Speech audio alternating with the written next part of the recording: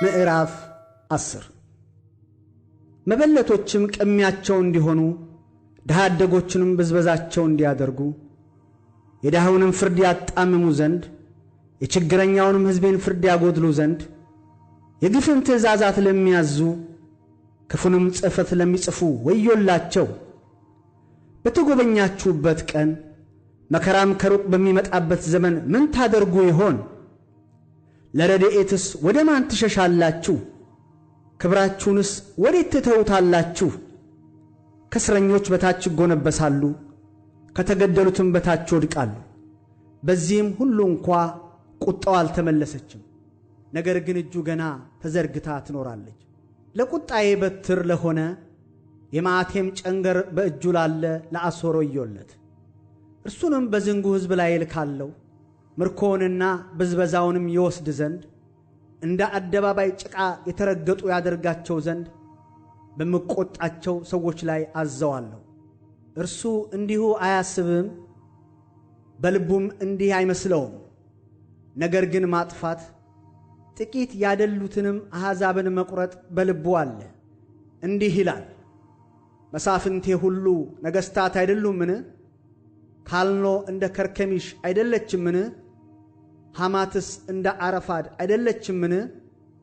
ሰማርያስ እንደ ደማስቆ አይደለችምን?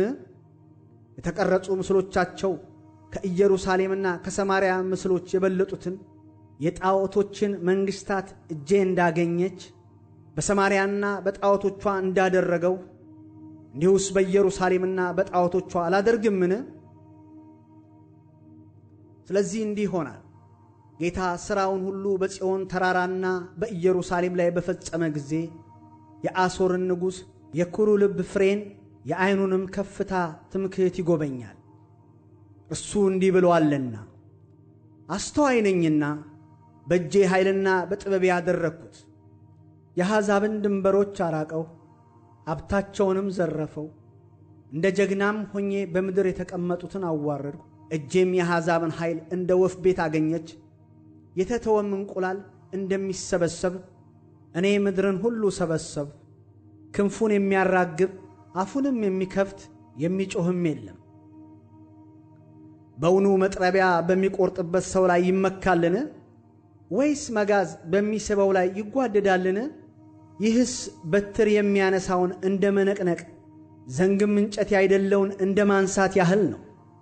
ስለዚህ የሰራዊት ጌታ እግዚአብሔር በወፍራሞች ላይ ክሳትን ይልካል፣ ከክብሩም በታች ቃጠሎው እንደ እሳት መቃጠል ይነድዳል።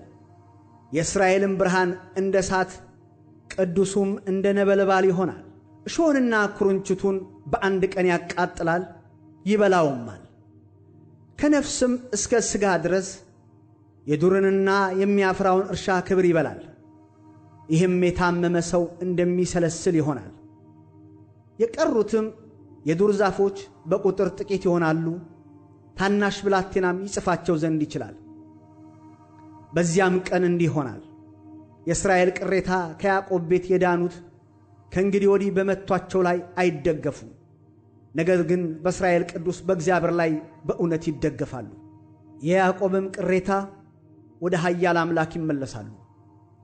እስራኤል ሆይ፣ የሕዝብ ቁጥር እንደ ባሕር አሸዋ ቢሆን ቅሬታው ይመለሳል። ጽድቅ የተትረፈረፈበትም ጥፋት ተወስኗል። የሰራዊት ጌታ እግዚአብሔርም ያለቀ የተቆረጠ ነገርን በምድር ሁሉ መካከል ይፈጽማል። ስለዚህ የሰራዊት ጌታ እግዚአብሔር እንዲህ ይላል፣ በጽዮን የምትኖር ሕዝቤ ሆይ፣ አሦር በበትር ቢመታህ ግብፅም እንዳደረገ ዘንጉም ቢያነሳብህ አትፍራው። ቁጣዬ እስኪፈጸም መዓቴም እስኪያጠፋቸው ድረስ ጥቂት ጊዜ ቀርቶአልና። የሰራዊት ጌታ እግዚአብሔርም ምድያምን በዔሬብ ዓለት በኩል እንደመታው ጅራፍ ያነሳበታል። በትሩም በባሕር ላይ ይሆናል፣ በግብፅም እንዳደረገ ያነሳዋል። በዚያም ቀን ሸክሙ ከጫንቃህ ቀንበሩም ከአንገት ላይ ይወርዳል። ቀንበሩም ከውፍረት የተነሣ ይሰበራል። ወደ አንጋይ መጥቶአል፣ በሜግዶን በኩል አልፏል። በማክማስ ውስጥ ዕቃውን አኑሯል። በመተላለፊያ አልፏል። በጌባ ማደሪያው ነው። ራማ ደንግጣለች፣ የሳኦል ጌባአ ኮብልላለች። አንቺ የጋሌም ልጅ ሆይ በታላቅ ድምፅሽ ጩኺ። ላይሳ ሆይ አድምጪ፣ አናቶት ሆይ መልሽላት። መደቤና ሸሽታለች፣ በግቤርም የሚኖሩ ቤተሰቦቻቸውን አሽሽተዋል። ዛሬ በኖብ ይቆማል፣ በጽዮን ሴት ልጅ ተራራ በኢየሩሳሌም ኮረብታ ላይ እጁን ያንቀሳቅሳል። እነሆ የሰራዊት ጌታ እግዚአብሔር ቅርንጫፎቹን በሚያስፈራ ኃይል ይቆርጣል።